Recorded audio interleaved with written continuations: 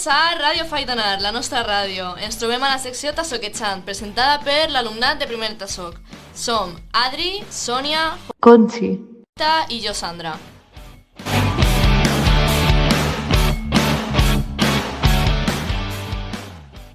Bon dia, Faitanar. El dia d'avui anem a parlar de diversos tòpics, principalment que envolten al poble d'Almussafes. Per a començar aquest programa, jo volia començar parlant d'una secció que és música en valencià, concretament d'un artista que s'anomena Tessa. És un artista que m'he trobat aquests dies, que m'ha paregut molt interessant d'esmentar, perquè resulta que és una xica rapera, que jo pensava que no m'anava a agradar res perquè no soc molt de rap, però encara així la seva música urbana, mesclada amb música tradicional valenciana, em va deixar boja. Vosaltres la coneixíeu o no?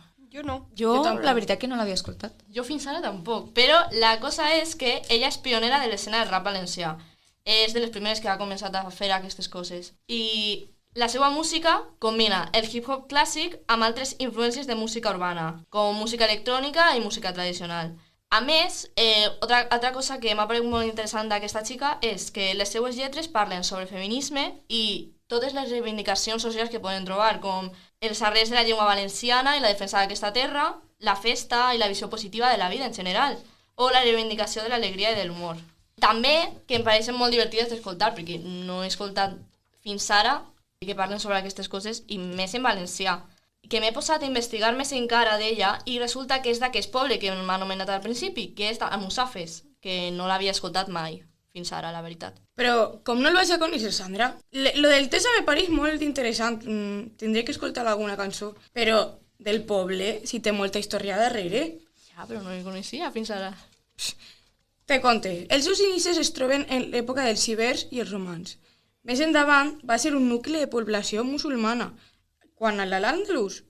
Al principi, Almussafes era un caseriu format per unes quantes alqueries i una torre només. El que passa que en 1938 el rei Jaume I va conquerir el lloc i se li va donar al seu notari Pere Sanz. Un any després, aquest ja donà els soldats de Montpellier que li van acompanyar en la conquista de València. Ai, sí, Almussafes, i jo el conec molt bé, aquest poble. Resulta que la meva cosina viu allí i vaig molt de visita. Ah, sí? Sí. Que sóc l'única que no s'ha donat del poble, Pues sí, la veritat que sí. Pues la veritat és que és molt bonic. I a més, tenen uns entrepans que mare meua. Jo no m'ho puc creure. Els millors que jo he provat mai. N'hi ha uno que se fa amb sobrassada, ceba caramelitzada i formatge fos, que mare meua. Que bo. Ara tinc fam. I jo. Per cert, m'he portat per a menjar un postre que es diu almoixavena, aunque també li diuen en els puestos moixavena. És un dolç de forn molt típic de València, concretament a Xàtiva, i que és d'origen àrab. Aquest es pot acompanyar amb xocolata calenta o llet. Com els xurros. Efectivament.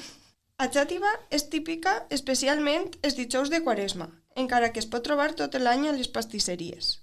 A més, és molt fàcil de preparar, perquè es fa a base d'ingredients que tenim tots a casa, com per exemple la farina, aigua, mantega, ous, ratlladura de llima, sucre i canella. Ai, Sònia, ara m'has donat una fam. A mi m'encanta l'almoixàvena. Pues mira, parlant d'Almussafes, així com fi, jo, la veritat que és un poble del que he investigat molt, perquè m'agrada molt investigar dels pobles valencians. I ara us vaig a contar un poquet de què fan en el poble. Per exemple, les festes patronals són en juliol. I pues, són unes festes com qualsevol altre poble, són culturals, pues, que inclouen processions, balls, i també fan misses en honor a les figures religioses locals, que són 3. Són la Divina Pastora, la Divina Aurora i la Santíssima Creu, patrona d'Almussafes.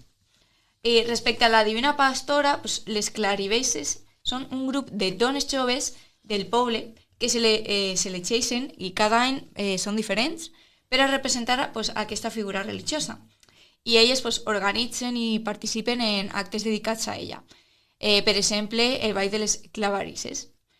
En quant a la Divina Aurora, pues, és la figura religiosa protectora i tradicional dels fadrins, que representa el grup masculí equivalent a les clarevisses. I per últim, la Santíssima Creu, que és la patrona principal del poble. No és una figura humana, és més com la creu com a símbol cristià. i té molts actes destacant una processió, una missa major i un castell de focs artificials. Quanta veneració i estima per la tradició local, no? Sí, però en la el meu veritat és que poble, sí. en el meu poble és més o menys igual. Sí, és molt interessant. Però jo, així, canviant de tema dràstic, jo el dia d'avui volia parlar d'una cosa molt important que Sandra m'ha recordat parlant de les lletres feministes de Tessa.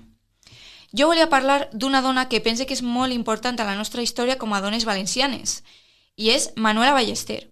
La majoria segurament no sap qui és i no passa res perquè ja estic jo així per a dir-vos i explicar-vos. Doncs Manuela era una dona clandestina. Que qui eren les dones clandestines? Doncs elles eren dones que en moments de repressió social i política lluitaven en clandestinitat, òbviament, per defensar els seus drets i per preservar la cultura i la llengua valenciana. Ballester va començar a implicar-se en els moviments de resistència i va defensar els drets socials i laborals durant la dictadura, associant-se amb les organitzacions de joves comunistes i altres grups d'esquerra. Després de la mort de Franco, Manuela va ser una de les veus que va contribuir a la reconstrucció del valencianisme en el context democràtic. És fort, veritat? Jo personalment admiro molt aquestes dones. Jo també penso que el seu paper en la nostra societat és fonamental. Però saps què més marca la societat? Allò que ens defineix la nostra identitat i cultura? Tot allò que hem comentat abans, com per exemple la gastronomia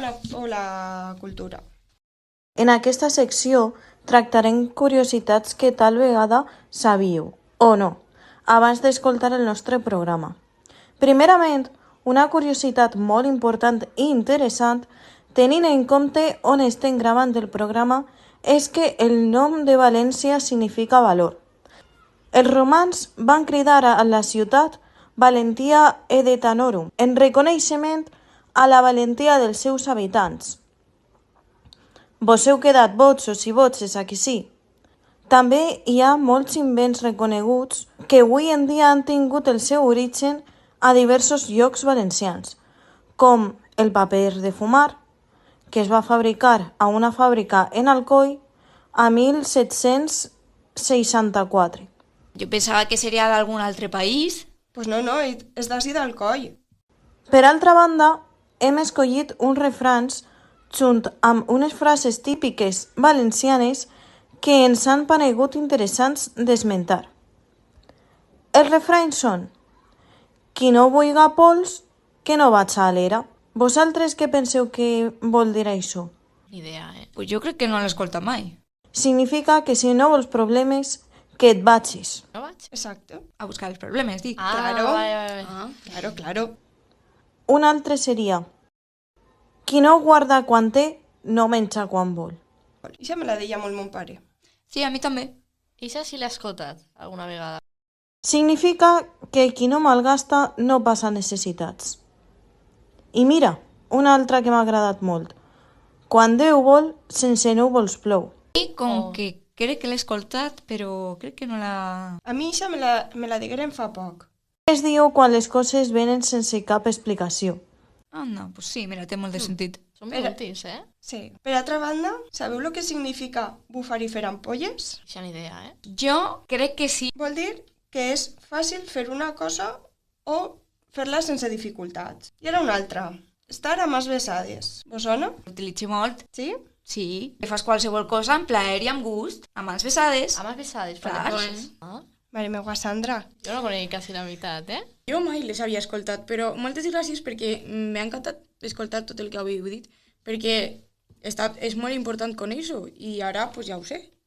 Solament volia dir-vos ja per acabar el programa, el pròxim dijous 29 de maig, a la Biblioteca d'Almussafes es farà un club de lectura i tractaran el llibre Abril Quebrado, d'Ismael Kadare. L'obra és una representació exhaustiva de les lleis que es regien en una zona muntanyesca al nord d'Albània en el segle XV. I res, vos convidem a participar d'esta activitat i de les pròximes que n'hi hagin. I ara sí, per acomiadar-nos finalment, volem donar-vos les gràcies i esperem que vos hagi agradat el nostre programa. Adeu! Adeu!